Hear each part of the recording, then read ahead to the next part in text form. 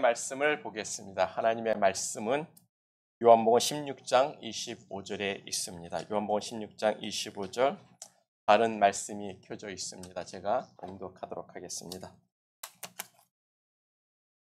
25절 한 구절만 봉독합니다. 이것을 비사로 비유로 너에게 일렀거니와 때가 이르면 내가 다시 비사 비유로 너에게 이르지 않고 아버지에 대한 것을 밝히 이르리라. 이 한 말씀만 제가 봉독했습니다. 오늘 본문은요, 예수님께서 요한복음 14장에서부터 강론하셨던 그 강론의 결론이 되고 있어요. 이 말씀을 끝으로 이 25절부터 33절에 있는 그 말씀을 끝으로 예수님이 살아생전의 제자들과 하는 모든 강론이 끝이 납니다. 그리고 17장에서 제자들을 위한 기도를 해 주시고 제자들이 보낸 종들에게 잡혀 십자가의 길을 가시게 됩니다. 그리고 예수님이 죽고 부활하신 후에 제자들과 세 번의 만남을 사도 요한이 서술하면서 요한복음서가 끝이 납니다. 그런 의미에서 오늘 본문은 예수님께서 십자가에 달려 죽기 전 마지막 강론인데 그 중에 첫 번째가 되고 있어요. 그 강론의 첫 번째가 때가 이르면 비유로 말하지 않고 아버지에 대한 것을 밝히 이르시겠다는 말씀입니다. 본문 25절 다시 읽습니다. 이것을 비유로 너에게 일렀거니와 때가 이르면 다시는 비유로 너에게 이르지 않고 아버지에 대한 것을 밝히 이르리라. 예수님께서는요, 우리에게 많은 것을 비유로 말씀해 주세요. 왜요? 왜 아리송하게 비유로 말씀해 주셨을까? 마태복음 13장 34절과 35절을 보면 왜 예수님이 비유로 말씀하셨는지 그 이유가 분명하게 드러납니다. 그 이유는 첫 번째로 선지자들이 예수님이 그렇게 비유로 말씀하실 것을 예언했고 예수님은 그 예언을 성취하시는 거예요. 그래서 마태복음 13장 35절을 보면 이는 선지자를 통하여 말씀하신 바라고 이야기를 합니다. 예수님이 시편 78편 2절을 인용하고 있는 거예요. 선지자의 말씀, 시편의 말씀을 인용하는 겁니다. 내가 입을 열어 비유로 말하고 창세로부터 감추어진 것을 드러내리라. 이미 성경은 메시아가 이 땅에 와서 비유로 말씀하실 것을 이미 예언해 주셨어요. 그리고 예수님은 그 예언의 말씀대로 사람들에게 비유로 하는 겁니다. 근데 왜 비유로 가르치냐고요? 하나님이 이사야 선지자를 통해서 말씀하셨어요. 그런즉 이스라엘은 듣기는 들어도 깨닫지 못할 것이다. 이스라엘은 보기는 보아도 그는 알지 못한다. 그들이 눈으로 보고 귀로 듣고 마음으로 깨달아서 다시 돌아와 고침을 받을까 하더라. 이스라엘 민족이 너무 완악하게 하나님을 거역하고 모든 목이 곧은 백성이 돼서 하나님 앞에 순종을 하지 않는 거예요.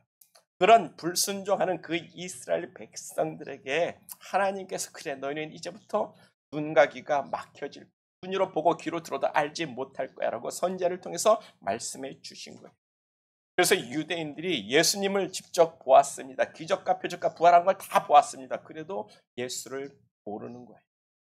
예수의 말씀을 다 들어도 그 말씀을 들어도 깨닫지 못하고 그 예수를 버리는 겁니다. 그렇게 하나님께서 유대인들의 눈과 귀를 막아버리신 거예요. 그래서 깨닫게 하는 자만 깨닫고 들을 수 있도록 예수님이 비유로 말씀하시고 깨달아야 할 자들, 제자들에게는 그 비유를 다 해석해 주셨습니다. 그러니까 예수님께서 비유로 말씀하시면요, 은혜를 얻는 자와 은혜를 얻지 못하는 자를 구별하기 위함이라는 거예요. 우리가 그 비유를 깨닫는 것이 참 있는 사람들. 그 비유를 깨닫고 하나님의 말씀을 이해할 수 있는 것이 참 복 있는 사람들이에요. 그리고 때가 되면 제자들에게 이제는 더 이상 너에게 비유로 말하지 않겠다라고 이야기합니다. 내가 아버지에 대해서 하나님 아버지에 대해서 밝히 이르시겠다고 말씀하시겠다고 이야기하는데 그때가 언제입니까? 예수님이 죽으시고 부활하신 이유를 이야기합니다.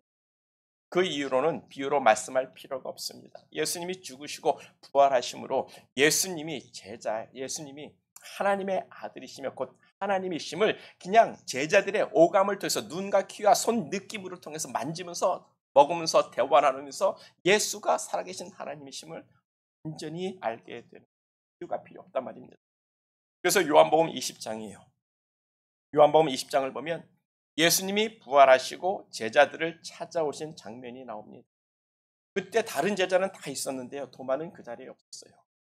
그래서 제자들이 도마에게 야, 예수님이 부활하셔가지고 우리를 찾아왔어. 예수님 부활했어. 부활했다고. 그러니까 도마가 야, 웃기는 소리 하지 마라. 어떻게 죽은 자가 부활하냐? 난 못 믿겠다라고 이야기하는 거예요. 그래서 뭐라고 하죠? 예수님의 손바닥에 그 못자국 난 그 못자국에 내가 손을 집어넣어 보고 그 예수의 옆구리에 창을 내가 만져보기 전에는 나 예수님의 부활을 못 믿겠다라고 완강하게 예수의 부활을 부정합니다. 부인합니다. 그리고 8일이 지나서 다시 예수님이 제자들을 찾아왔어요. 그때 도마도 함께 있었습니다. 그래서 예수님께서 도마에게 뭐라고 이야기합니까? 내 손과 내 옆구리에 네 손을 넣어보고 믿으라고 이야기를 합니다. 그때 도마가 고백합니다. 어떤 고백을 합니까? 요한복음 20장 28절이에요. 도마가 대답하여 가로되 나의 주시며 나의 하나님, 당신은 나의 주시며 뭐라고요? 예, 하나님이시니. 더 이상 이것을 이 예수에 대해서 비유로 말씀할 필요가 없다라는 겁니다. 그냥 이제는 아는 거예요. 당신은 나의 주님이시오. 당신은 하나님이시니. 이 고백이 누구의 고백이었습니까? 우리가 시편 118편을 나눴을 때 시편 118편을 쓴 시편 저자가 말하죠. 건축자의 버린 돌이 집에 모퉁이 돌이 되었다라고 예수 그리스도를 우리에게 예언하고 말씀하고 있지 않습니까? 그 시편 저자가 마지막 결론이 뭐예요? 당신은 나의 하나님이시라. 내가 당신께 감사하리라. 당신은 나의 하나님이시라. 내가 당신을 높이리라. 드디어 예수님의 제자 도마가 제일 먼저 처음으로 예수는 나의 주시오 나의 하나님이라고 고백하고 있습니다. 예수가 누구라고요? 예수는 하나님입니다. 이게 1대1 제자 일과의 첫 번째 우리에게 가르쳤습니다. 예수는 단순히 하나님의 아들이 아니라 하나님이라는 것. 직접 부활하신 그 예수를 보았는데 무슨 어떤 비유가 필요합니까? 무슨 어떤 말이 필요하냐고요. 예수님이 하나님이라는 것을 이제 알았단 말이에요. 그리고 오순절 날에 성령이 제자들에게 임하시면서 성령으로 말미암아 그 예수가 하나님의 본체라는 것까지 깨닫고 알게 되는 거예요.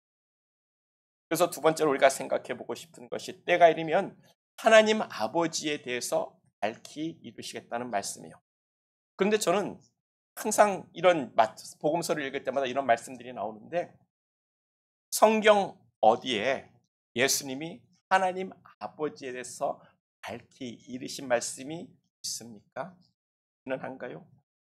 예수님이 하나님 아버지에 대해서 밝히 말씀하시고 우리에게 가르쳐 주신 것이 있냐고요. 요한복음 17장 6절을 보면 예수님이 말씀하기를 내가 아버지의 이름을 나타내었나이다. 내가 아버지의 이름을 제자들에게 사람들에게 나타내었나라고 이야기를 하는데 예수님이 사복음서 마태, 마가, 누가, 요한복음에서 여호와란 이름을 사용하신 적이 있습니까? 여러분 신약에서 여호와란 이름을 들어본 적이라도 있습니까? 여호와란 이름조차도 말씀하신 적이 없어요. 스바냐를 보면 주의 여호와 이름을 부르는 자는 구원을 얻으리라라고 이야기했는데 사도들은 뭐라고 바꿨어요? 주의 이름을 부르는 자는 구원을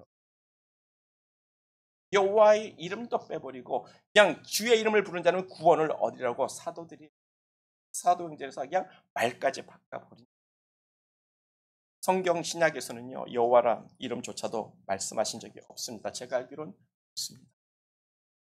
예수님이 하나님의 아버지에 대해서 밝히 환하게 말씀하시겠다고 했는데 도대체 어느 신약 성경에 예수님께서 그 하나님 아버지에 대해서 우리에게 밝혀 보여주신 말씀이 있냐고요. 신약 성경은 하나님 아버지 여호와 하나님 아버지에 대해서 밝혀 보여주신 것이 아니라 예수 그리스도가 누구인지 하나님 되심인지 그것을 밝혀 보여주고 있단 말입니다. 그 말은 뭐예요? 예수가 곧 하나님 아버지가 될 수도 있다는 것을 우리에게 아주 어렴풋이 가르쳐주고 있는 거예요. 그래서 성경은 사도들은 예수님이 하나님의 본체라고까지 우리에게 말씀해 주고 예수님은 보이지 아니하는 하나님의 형상이라고 그 예수가 어떤 존재인지를 가르쳐 줍니다.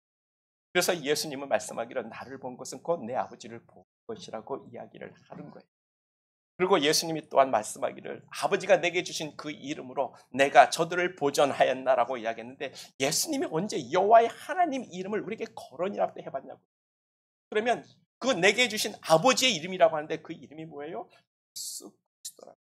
예수라는 뜻이 뭐라고요? 여호와는 구원이시다. 예수라는 뜻이 여호와는 구원이라는 뜻이다. 그래서 예수님이 곧 하나님이 되심을 우리에게 이야기해 주고 있습니다. 그래서 스가랴 14장 9절을 보면 엄청난 말씀이 선포가 됩니다. 그날에는 여호와께서 홀로 하나이실 것이요 그 이름이 홀로 하나 되실 것이며. 아멘. 이게 얼마나 놀라운 말씀인지 여러분 생각해야 되는 거예요. 그날 모든 구속의 역사가 끝나는 그날에는 영원토록 세 분의 하나님이 이제 하나의 하나님으로 존재하게 되는 겁니다. 여호와께서 홀로 하나이실 것이며 그의 이름이 홀로 하나라는 거예요. 그 말은 뭐예요? 그 이름이 여호와 예수. 우리는 그렇게 알고 있지만 그날에는 딱 이름이 하나만 남습니다. 그래서 예수님이 나는 하나님 아버지와 하나라고 이야기를, 우리가 이해할 수 없는 말씀은 하시는 겁니다. 우리가 이해할 수 없는 삼위일체의 하나님을 선포하시는 거예요. 예수님은 하나님 아버지를 밝히 드러내신 것이 아니라 자기 자신이 하나님과 아버지와 하나라는 것을 보여주고, 그러니 성경은 예수님을 단순히 하나님의 아들 그 이상인 것을 우리에게 말씀해주고 있는 것을 깨닫기를. 예수님은 곧 하나님이시고 하나님의 본체이십니다. 그래서 이사야서 9장 6절을 보면 우리에게 한 아들을 주신 바 되었는데 그 이름이 뭐라고요? 영존하시는 라고. 그러면 제가 감히 예수는 우리의 영존하시는 아버지라고 말해도 돼요? 그게 믿음의 성숙도가 예수 그리스도를 아는 사람이 할 수 있는 거예요. 예수가 곧 하나님 아버지구나. 우리가 그런 예수 그리스도가 어떤 존재인지를 우리가 알게 되는 겁니다. 그래서 예수는 뭐라고요?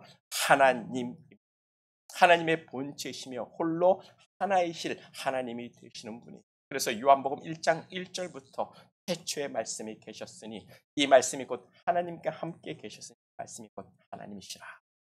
이 말씀이 누구입니까? 예수 그리스도. 육신을 입고 이 땅에 오신 예수 그리스도. 예수가 하나님이심을 우리는 알아야 합니다. 우리는 예수가 누구인지를 확실히 압시다. 예수는 하나님, 예수는 우리의 주가 되시며 영존하시는 하나님가 되시고, 그것이 우리가 믿는 하나님의 신비예요. 우리가 이것을 프루프할 수는 없습니다. 이것은 삼위일체의 신비이고 우리가 이해할 수 없는 하나님의 전능함이라는 거예요. 그것을 예수님께서 밝히 이르시겠다라고 말씀하고 있는 겁니다. 그래서 신약은 여호와 하나님에 대해서 말씀하는 것이 아니라 예수가 하나님이 되심을 우리에게 말씀해 주고 있는. 그리고 마지막으로 우리가 생각해 보고 싶은 것은 예수님께서 밝히 이르신다는, 밝히 말씀하신다는 예수님의 그 말씀입니다. 이렇게 밝히 이른다는 것을 우리가 헬라말로 케리그마라고 이야기를 합니다. 말씀을 선포한다라는 의미. 이 케리그마가 설교의 기본이 되는 말씀입니다. 하나님의 말씀은 하나님의 기록된 말씀으로 증명되고 해석이 되는 것을 케리그마라고 이야기를 하는 거예요. 케리그마, 하나님의 말씀을 하나님의 말씀으로 프루프하고 증명해서 선포하는 것이 바로 설교의 정석이고 기본이 됩니다. 그것을 예수님께서 밝히 보이시겠다라고 이야기를 하시는 거예요. 보세요. 예수님이 하나님이십니다. 그렇죠? 하나님이라고 우리가 이야기했죠. 그러면 그 하나님의 권위로 예수님이 그냥 자기가 원하는 말씀을 그냥 하면 되는 거예요. 그게 곧 하나님의 말씀이시지 않습니까? 근데 예수님은요, 이 땅에 와서 그렇게 자기가 하나님이신데도 불구하고 자기의 말을 하지 않습니다. 예를 들어서 예수님이 광야에서 40일간을 금식했습니다. 사탄 마귀가 와서 예수님을 시험하지 않습니까? 네가 하나님의 아들이라면 한번 이 돌덩어리를 떡덩어리 만들어 봐 라고 시험하지 않습니까? 그때 내가 예수님 같았으면 배고프고 금식하고 지쳤을 텐데 사탄이가 와가지고 옆에서 쨍알쨍알 대면 야, 이 자식아 너 꺼져.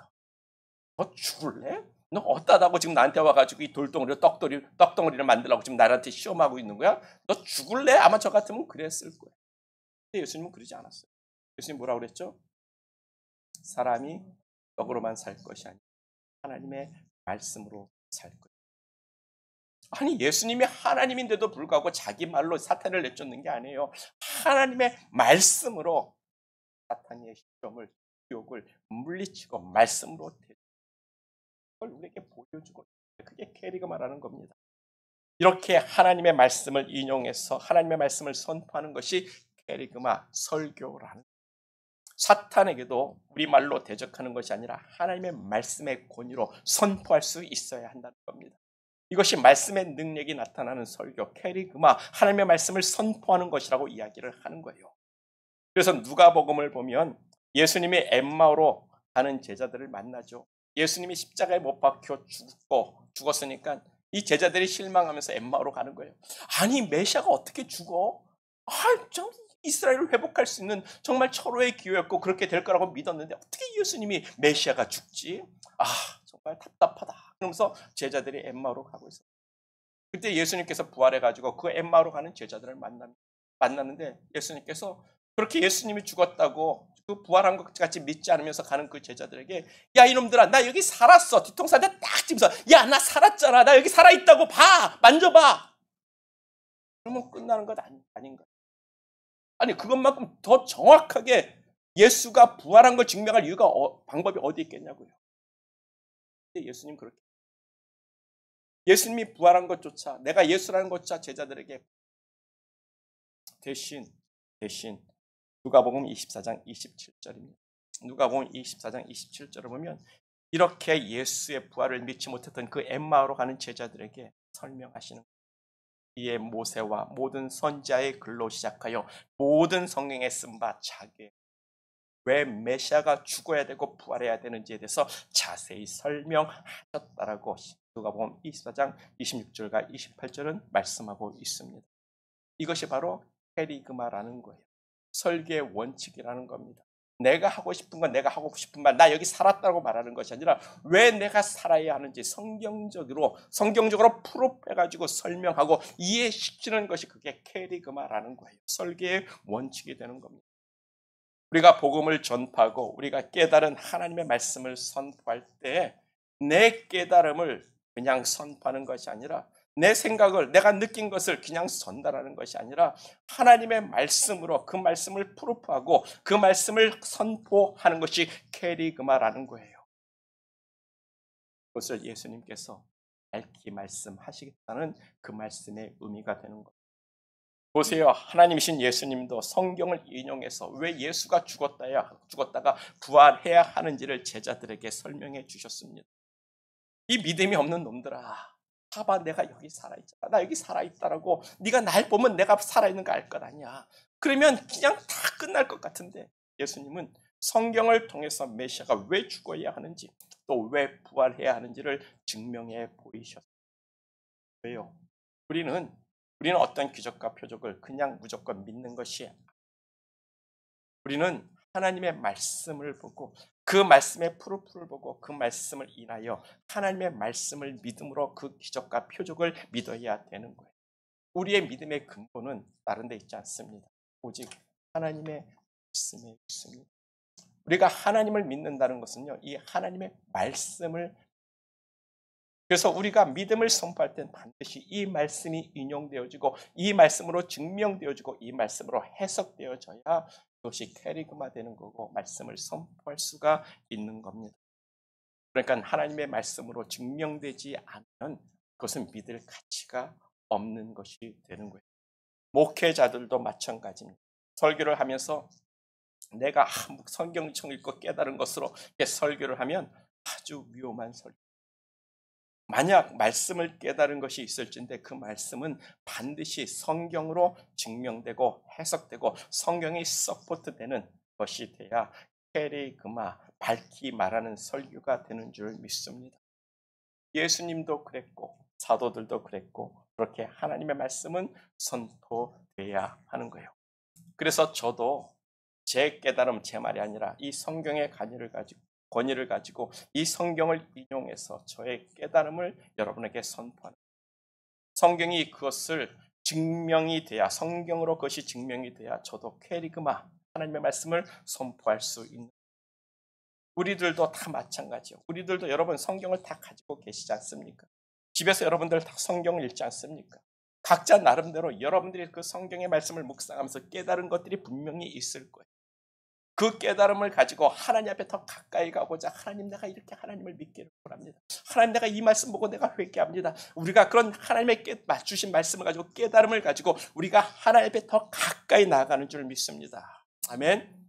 근데 그 깨달음을 가지고 자기 자신에게 적용하는 것은 큰 문제가 아니에요.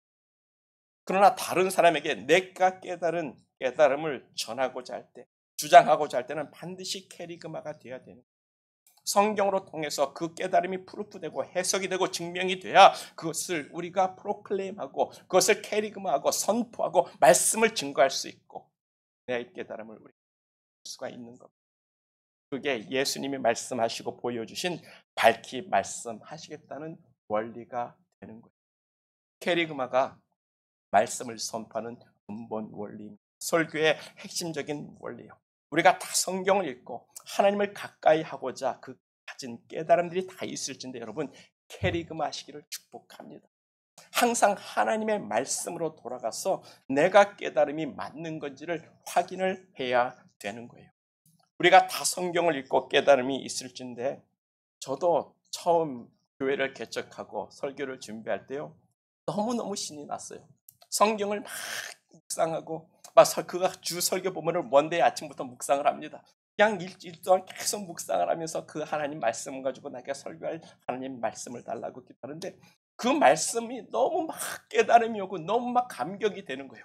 그래서 너무 좋고 너무 흥분해서 야 이것은 나만의 깨달음이야 라고 생각하고 누가 이 본문을 가지고 이렇게 나처럼 설교를 할까 그런 교만에 빠져보기도 했습니다.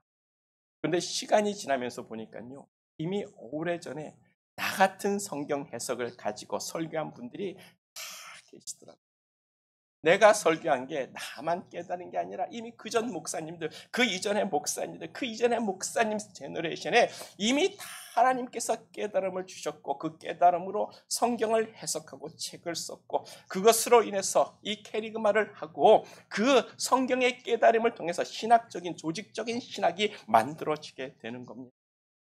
그래서 교회는요 전통적인 성경 해석이 내 깨달음이 전부가 아니라 이미 그 깨달음은 이전부터 있었던 거예요.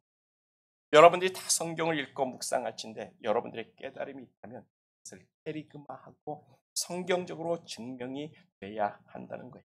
그래서 이 성경 말씀의 적용은 달라질 수가 있습니다. 사람마다 다 달라질 수 있습니다.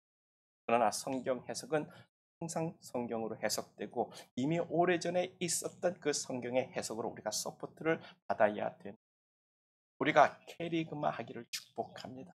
하나님의 말씀을 깨닫고 성경적으로 옳게 해석하고 적용하는 우리 모두가 되기를 간절히 축복합니다. 하나님이신 예수님마저도 예수님께서도 자기의 말이 아니라 성경을 인용해서 마귀를 대적하고 또 성경에 기록된 그 하나님의 말씀으로 제자들에게 예수가 왜 죽었다 부활했는지를 증명하셨다면 우리는 더더욱 좋아요. 하나님의 말씀을 말씀으로 해석하고 하나님의 말씀을 밝히 선포할 수 있어야 되는 거예요.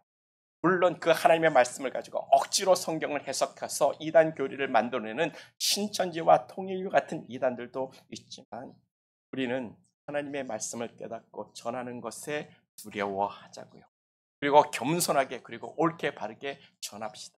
그래서 저는요 매주 하나님의 말씀을 전하는 게 두렵습니다. 잘못 전하게 될까 봐.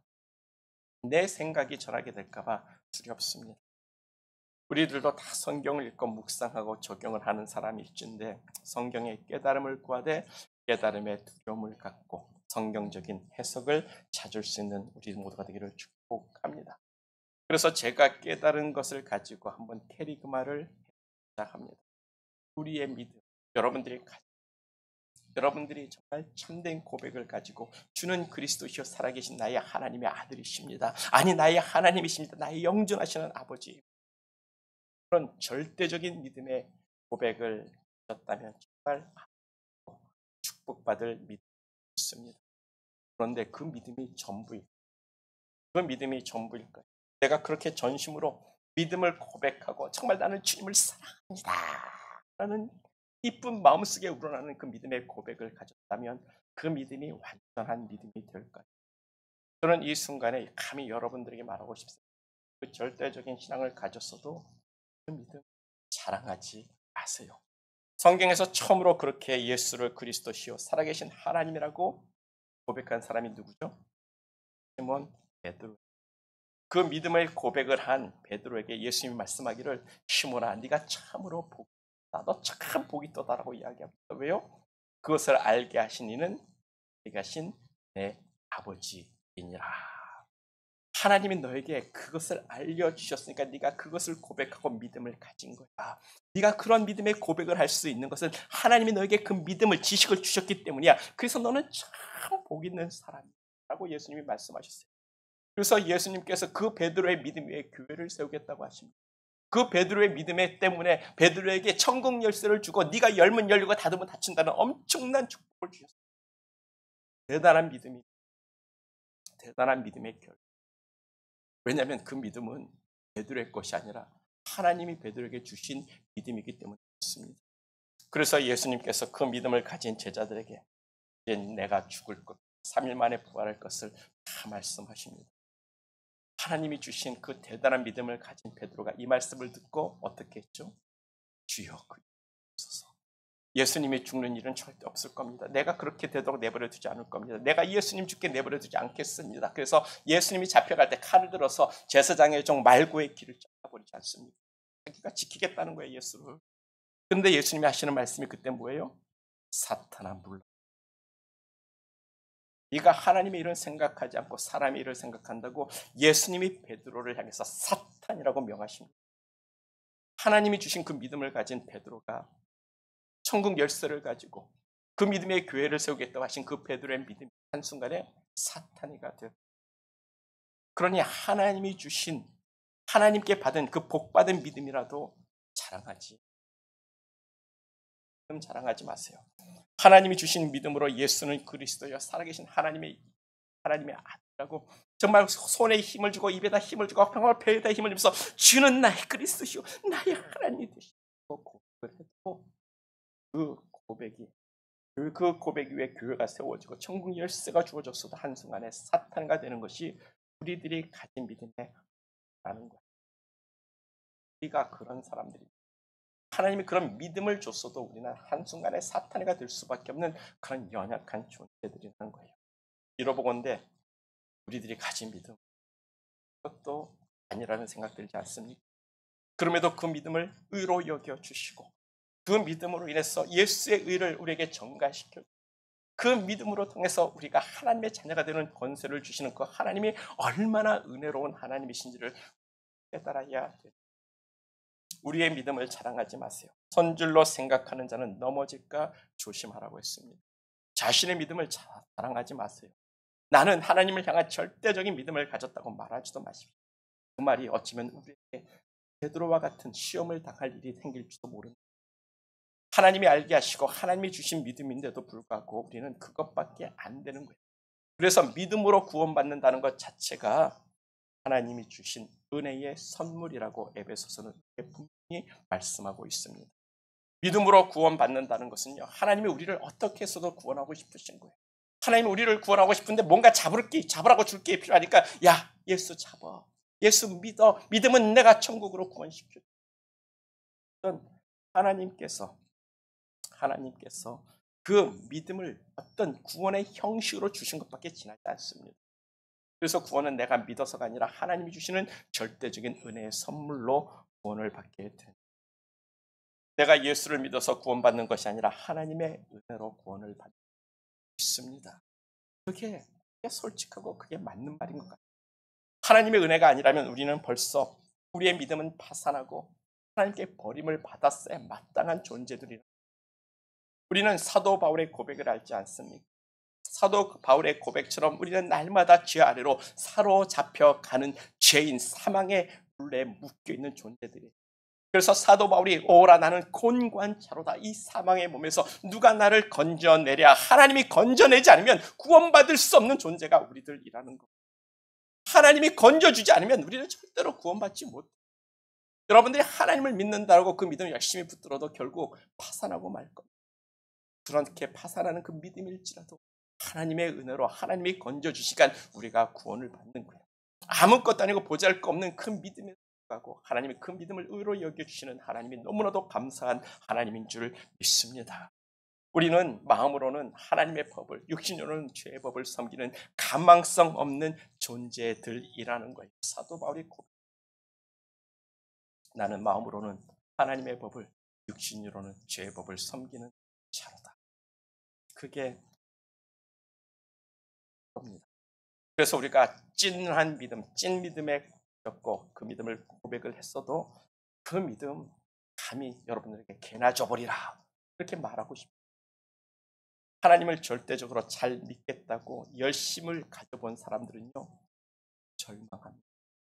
절망해 봐야 되는 사도 바울처럼 자신의 믿음이 아무것도 아니라고 느끼고 오라 나는 곤고한 자로 그렇게 절망을 하나님을 알고 하나님의 은혜를 알고 하나님께 감사하고 나에게 그 믿음 주심이 너무나도 귀하다는 것을 알게 되는 우리가 절망해보는 신앙이 되기를 한번 열심히 하나님을 섬겨보겠다라고 여러분 자원하고 그 모습에서 구한 자.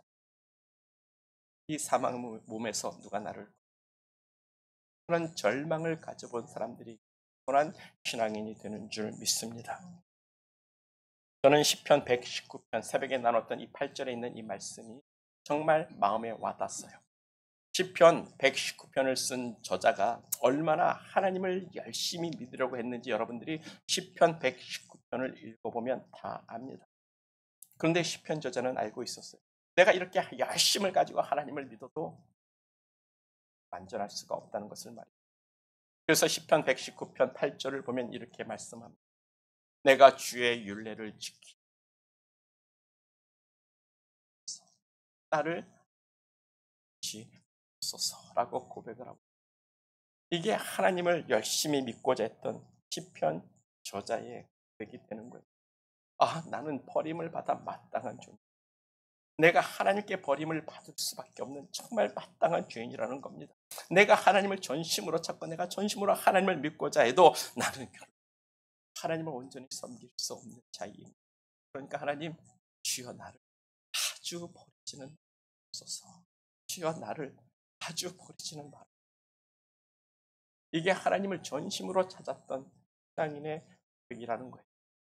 우리의 믿음 아무것도 아닙니다.